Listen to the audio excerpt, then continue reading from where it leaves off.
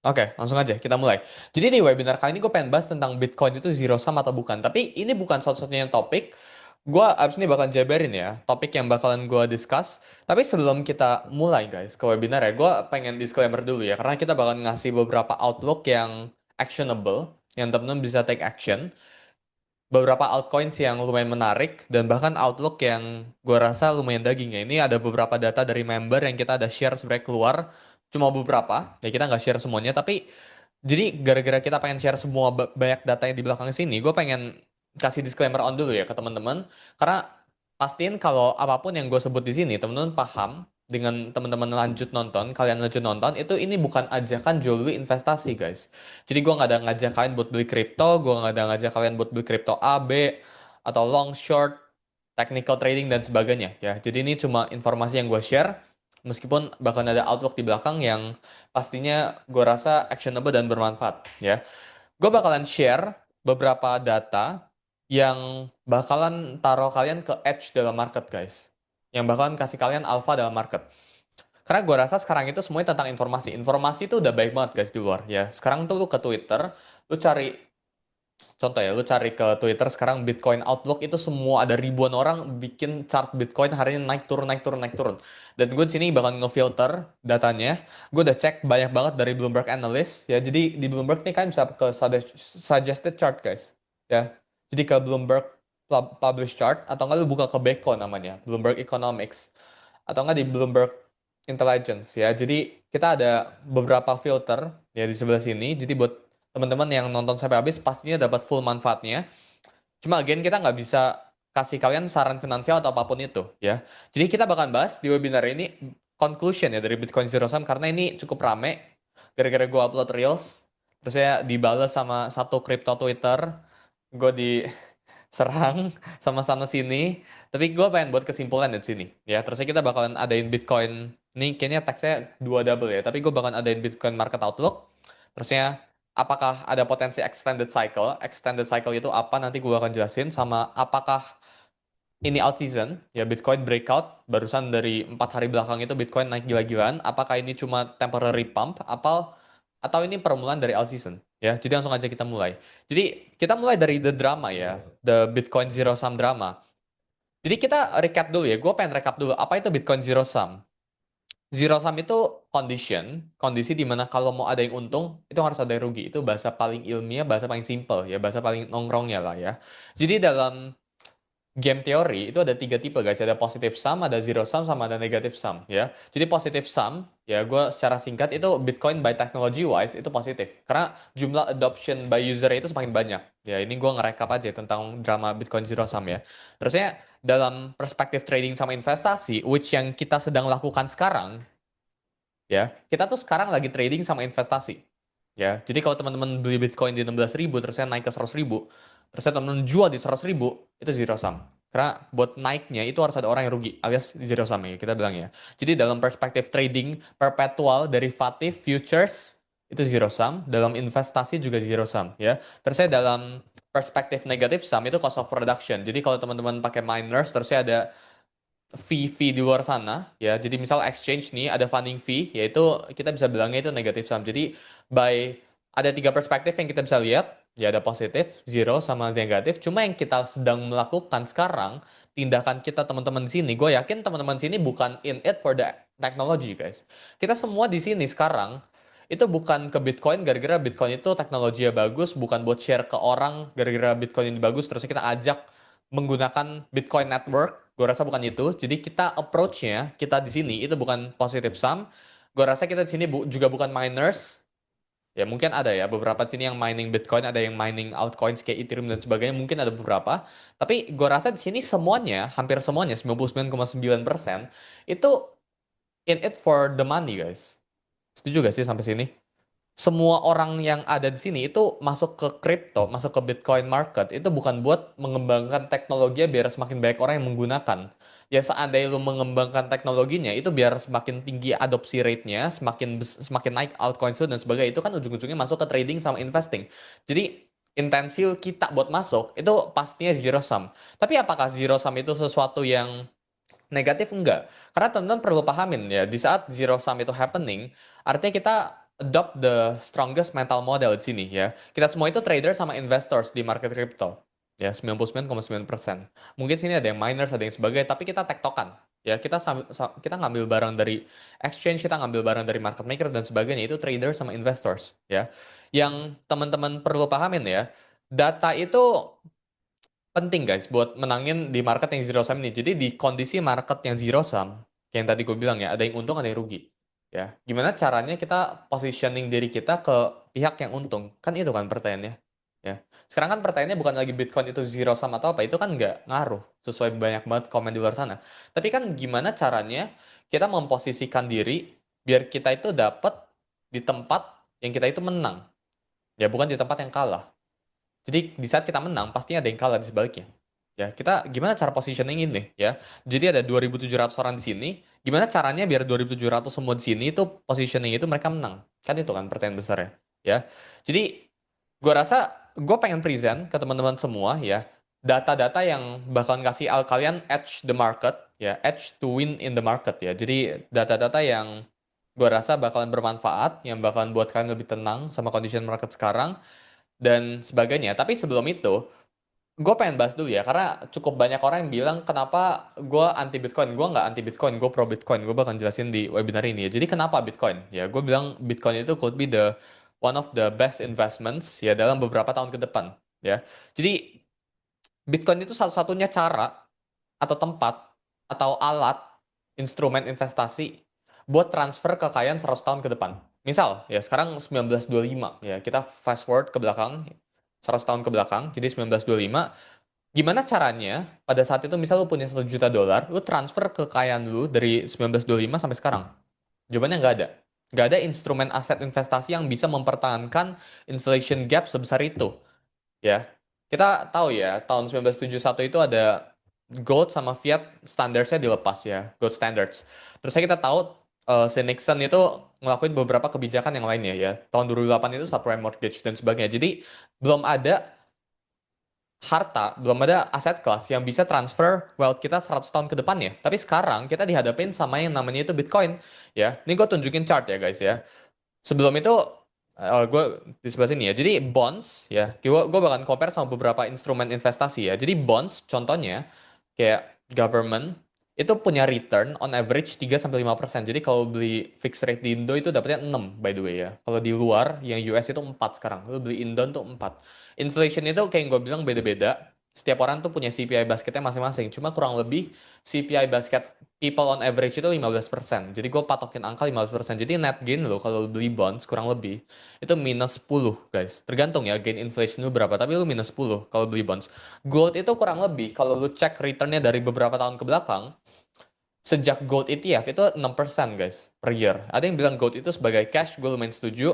Ya, jadi kalau lu kurangin sama inflation ya net gains itu minus 9 guys. Ya, real estate. Ya, mungkin kalau teman-teman udah invest dari dulu sebelum 2008 subprime mortgage, sebelum everything that happened, mungkin sekarang lu kaya gara-gara subprime mortgage, gara-gara properties and stuff and real estate gitu.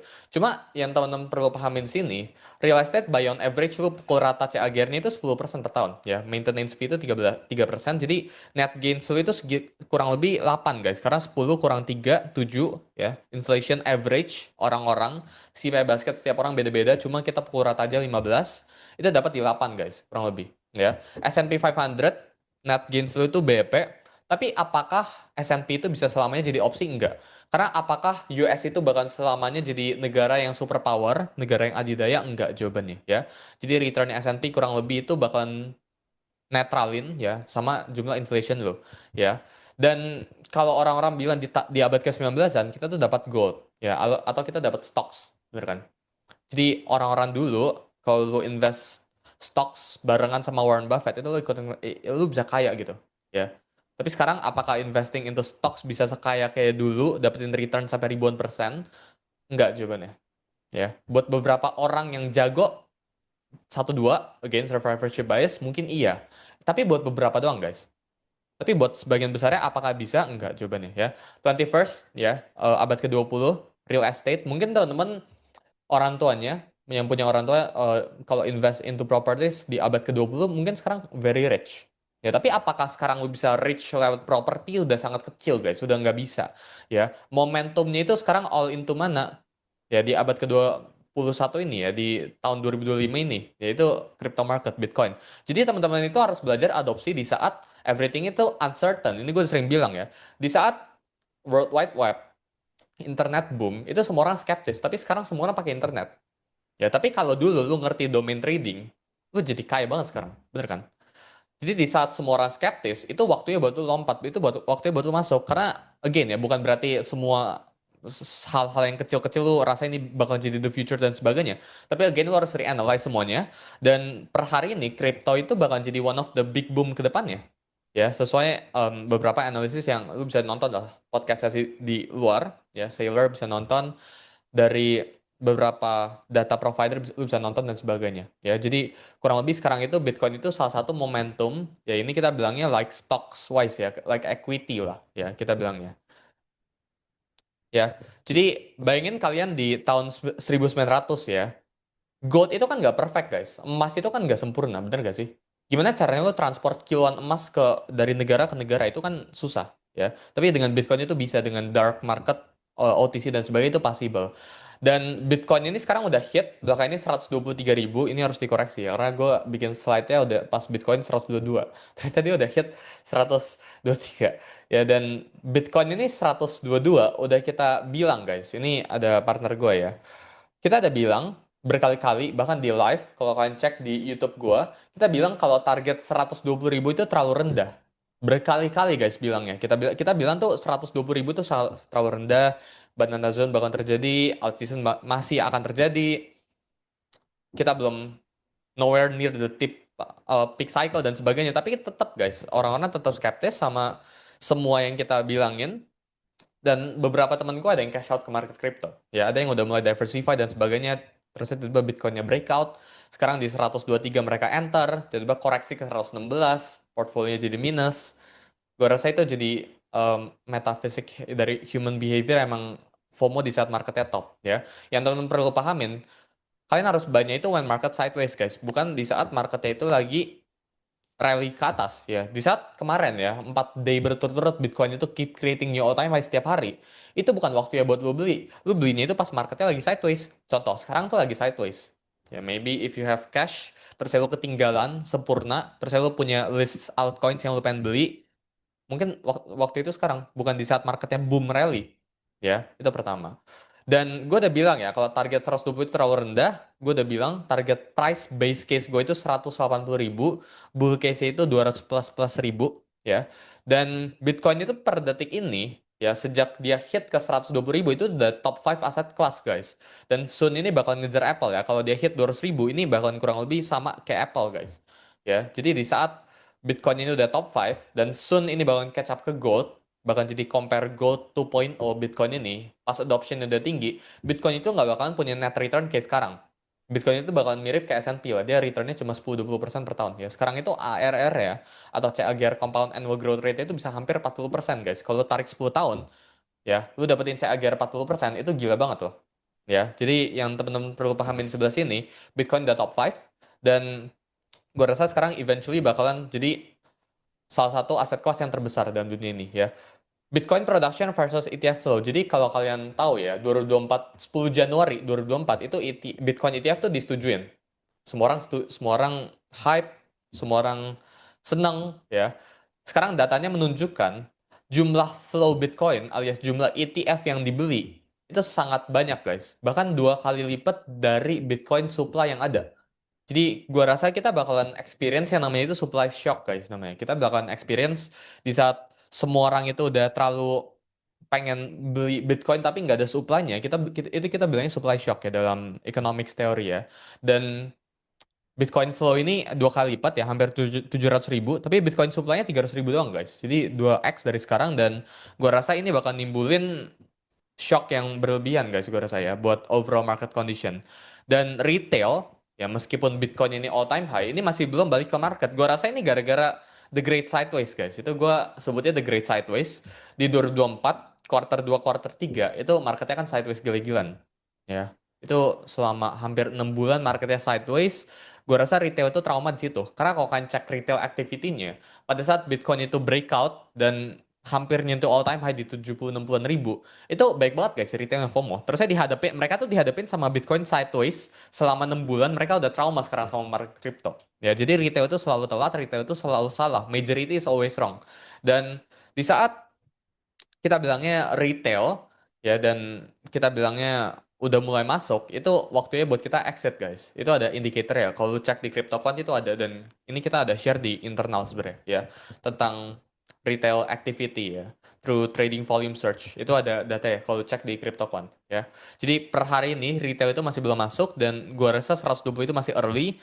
Menurut gue pribadi retail itu sekarang masih trauma gara-gara The Great Sideways, dan gue rasa perlu katalis yang boom banget buat retail ini masuk. Jadi contohnya kalau Bitcoin tiba-tiba 200 ribu, mungkin retail bakal masuk. Karena itu kan psychological number kan. Jadi kalau retail 150 ribu mungkin nggak bakal masuk sebaik itu retailnya. Alias market itu nggak bakal ngetop-top. Tapi kalau retail alias Bitcoin ini 200 ribu, ya gue rasa ada potensi sih buat retailnya mulai masuk, mulai FOMO, dan itu jadi cycle top di sebelah situ ya. Dan confluence alias pengaruh harga pergerakannya Bitcoin sekarang itu ini guys ya. Ini ada di, kalau kalian cek ini ada di informasi market, ini ada di Discord secara gratis ya. Jadi 40% itu global liquidity alias kredit, uang yang dicetak, shadow banking dari insurance dan sebagainya itu masuk ke global liquidity ya. Terusnya gold price. Jadi gold itu bottom dan Bitcoin itu mulai rally guys. Kalau cek XAU atau gold, terserah lu mau pakai apapun itu ya. Terusnya gold slash Bitcoin ratio. Jadi kurang lebih kita bilang ada 40% lah, 30-40% correlation gold sama Bitcoin.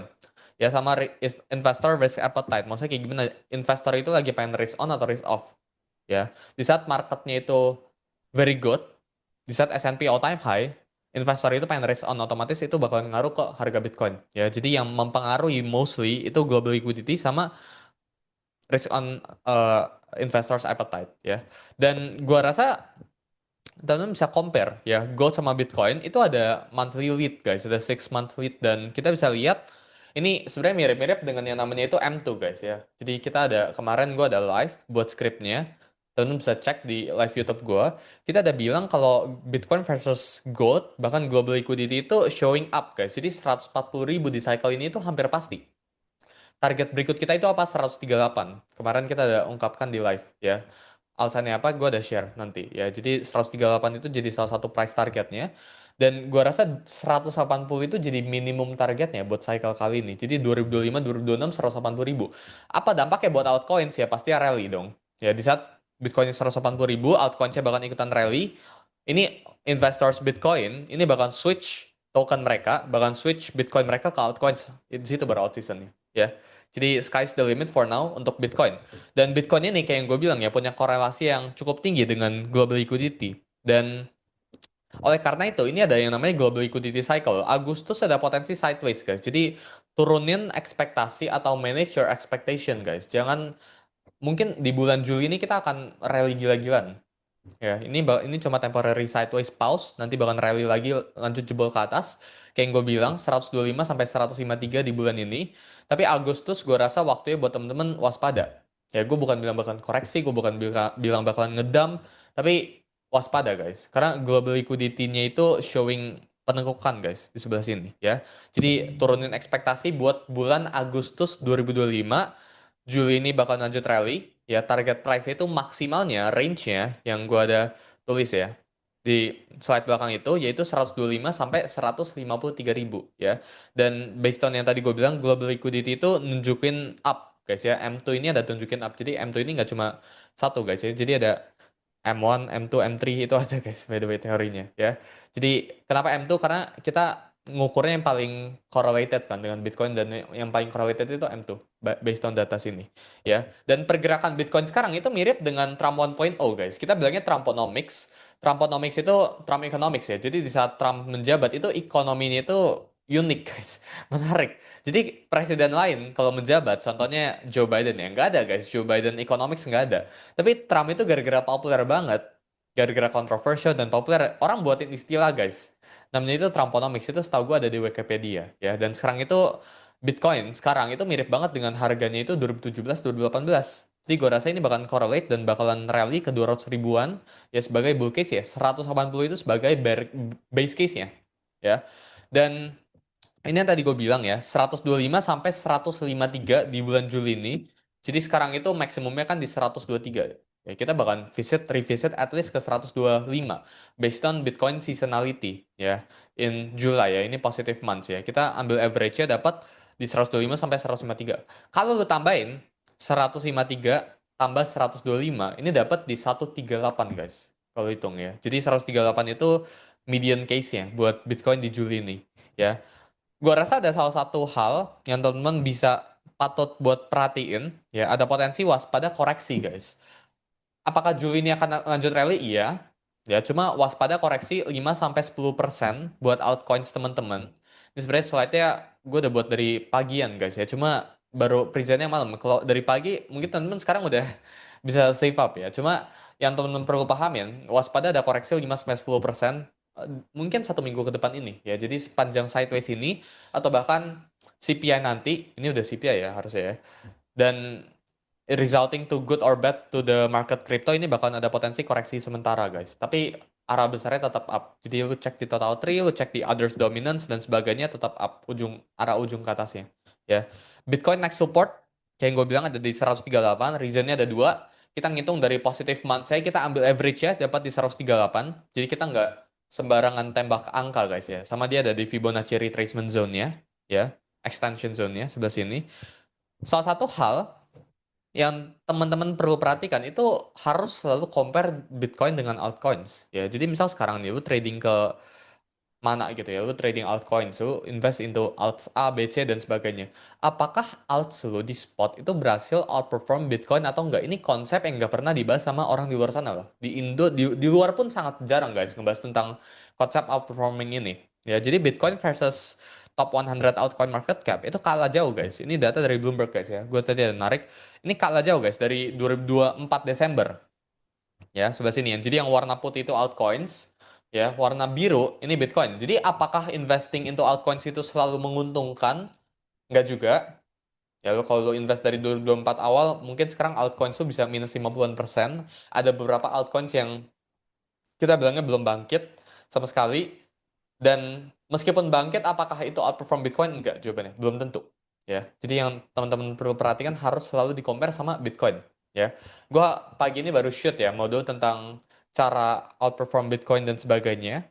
Ya, kita bakalan share nanti ke teman-teman datanya. Ya, Ethereum itu sekarang, kalau teman-teman cek di monthly chart, itu dalam cycle trendline, guys. Jadi ini kita tarik dari 2022, ya cycle. Jadi ini hit satu kali sebelah sini, hit dua kali, hit tiga sebelah sini hit 6 keempat. Gue rasa ini either hit, terus dia sideways, or breakout, guys. Jadi dia bakal nembusin ke garis orange-nya, ya. Tapi buat sekarang, menurut gue, the wise move is jangan trade futures Ethereum dulu sih, karena very volatile, guys, sekarang lagi ada di cycle trend line. Either kita tunggu dia reject terus lu short bisa, itu good RR, atau lu tunggu breakout terus lu long bisa. Jadi target price-nya tetap 3.500 even new all time high di cycle kali ini buat Ethereum ya. Solana ya, ini ada megaphone pattern di monthly chart ya. Dia udah reject dan ini ngebentuk yang namanya itu negative divergence by oscillator ya di sebelah sini. Tarik dari sini ke sini, ya ini dapat divergence karena ini support ya, support to support ya, higher high sebelah sini ada potensi 200 dan 285 guys ya buat cycle kali ini. Tapi buat bulan ini ada potential buat Solana ini hit sekitar $200 ya dalam bulan Juli ini ya. Again, this is not a financial advice. Di akhirnya gue bakalan share ke kalian lebih detailnya ya. Salah satu tesis ya, gue dari awal bilang terus-terusan extended cycle, extended cycle, extended cycle. Kenapa gue rasa gue awalnya bilang ya 2026 itu market peak. Cuma gue bisa merubah pikiran gue dong. Kalau ada data baru gue bisa merubah pikiran gue dong. Jadi menurut gue kenapa ada potensi extended cycle? Karena ada rate cut guys 2026. Jadi Bloomberg Economics kalau kalian cek ya, gue bisa buka dari sini Beko, itu estimation ya cuma satu kali rate cut guys. Ya, di tahun ini. Jadi kalau kalian cek ini ya, gue bisa buka float interest rate probability. Jadi di bulan ini guys, tanggal 30 ada potensi hike atau slash cut-nya itu 2,6% doang guys. Ya, terusnya bulan depan alias sorry September itu 63%. Ya, November ini 70%. Jadi nggak ada yang menunjukkan Suatu yang uncertain, dan menurut gue Black Swan events itu probability buat Black Swan events ini terjadi itu sangat kecil, ya. Karena kalau teman-teman cek ya, sekarang ada US sama Russia drama, ya, basically Russia, Ukraine dan sebagainya. Tapi menurut gue Trump ini don't want drama, ya. Gue udah sering bilang di live. Kenapa? Karena dengan Trump trigger drama, apalagi ada hubungannya sama Iran Israel, oil price goes up, inflation up, terus ya jadi nggak bisa rate cut, ya. Dan based on data, Trump ini wants 1% interest rate, guys. 1% cut atau 1% target mereka, ya. Jadi menurut gua ada potential extended cycle karena rate cut means more liquidity to the market kan. Jadi orang lebih bisa risk on dan sebagainya. Orang lebih bisa minjem dan expansion, guys, in business cycles, ya. Gua. Salah satu chart ini gua kasih teman-teman tips ya. Jadi lu tuh sekarang bisa compare, guys, total tree slash Bitcoin dominance. Ya, ini chartnya nunjukin bullish momentum, guys, di monthly chart. Ini buat yang technical trader, I don't see any bearish momentum sih di sini. Coba lu komen, nanti lah ya, lu komen nih, ini bearish momentumnya ada atau enggak? Ya palingan kan cuma di atas ini. Ya, tapi ini divergence, gue udah coba cariin, volume-nya juga match, ya. Di sini slowing, terus ini growing. Ini trendline kalau tarik hit dari sini, support 1, support 2, support 3 nih hit. Jadi total tree slash Bitcoin dominance ini bisa jadiin patokan buat potential alt season, guys. Karena Bitcoin dominance-nya turun, maka alt rally total tree-nya naik jadi double, ya. Lu harus selalu compare kayak gitu, ya.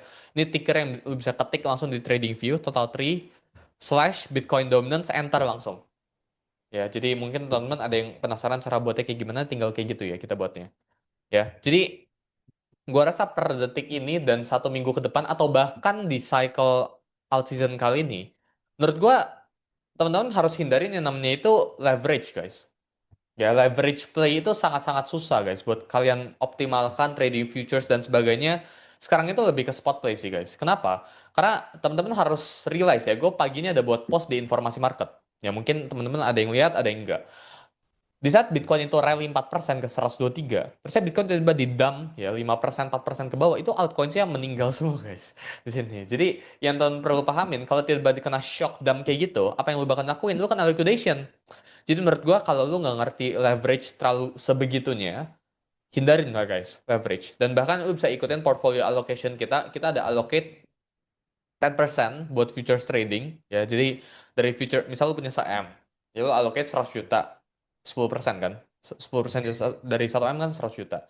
Terus lu allocate 1% ya buat trading, itu buat tektokan lah, buat having fun, ya. Tapi intinya menurut gua hindari buat cari uang cepat dengan leverage trading. Gara-gara marketnya rally, lu jadi mikirnya, oh seandainya ini gua kali 2 aja, gua udah profitnya gila banget. Enggak, guys. That's not the right way sih, in my opinion.